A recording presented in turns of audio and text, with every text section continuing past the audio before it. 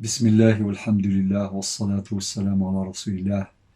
إخواني الكرام، أخواتي الكريمات، السلام عليكم ورحمة الله وبركاته. نسأل الله عز وجل أن يبلغنا رمضان. رمضان شهر الاستثمار في الطاعات، في البركات، في الباقيات الصالحات.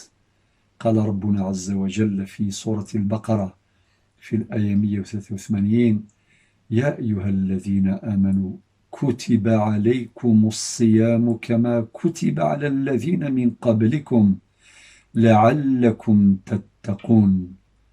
شهر رمضان شهر البركات، شهر الباقيات الصالحات، وهو سلم للارتقاء إلى الله جل جلاله لبلوغ مقام التقوى العالي. وربنا قال لعلكم تتقون.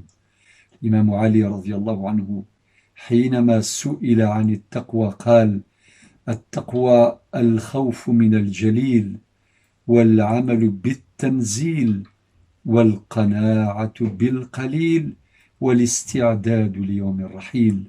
ثم قال ربنا عز وجل في الآية 185: شهر رمضان الذي أنزل فيه القرآن. ربنا عز وجل ذكر رمضان، هذا الشهر المبارك، باسمه تعظيما له، وقرنه بكتابه العزيز بالوحي الطاهر القرآن الكريم. شهر رمضان الذي أنزل فيه القرآن، والقرآن منهاج حياة.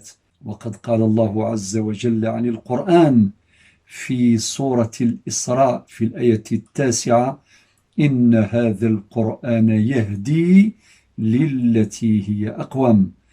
وقال في سورة الجن في الآيتين الأولى والثانية: قل أوحي إلي أنه استمع نفر من الجن فقالوا إنا سمعنا قرآنا عجبا يهدي إلى الرشد فآمنا به ولن نشرك بربنا أحدا. وقد ختم الله عز وجل الآية 185 بقوله: يريد الله بكم اليسر ولا يريد بكم العسر، بالنسبة لأصحاب الأعذار، لأن الله عز وجل يرفع الحرج عن أصحاب الأعذار، كما قال ربنا في سورة النساء الآية 28: يريد الله أن يخفف عنكم وخلق الإنسان ضعيفا، ومن كان صحيحا سليما يصوم هذا الشهر المبارك ليستثمر ما فيه من بركات، وما فيه من خيرات، وما فيه من الباقيات الصالحات.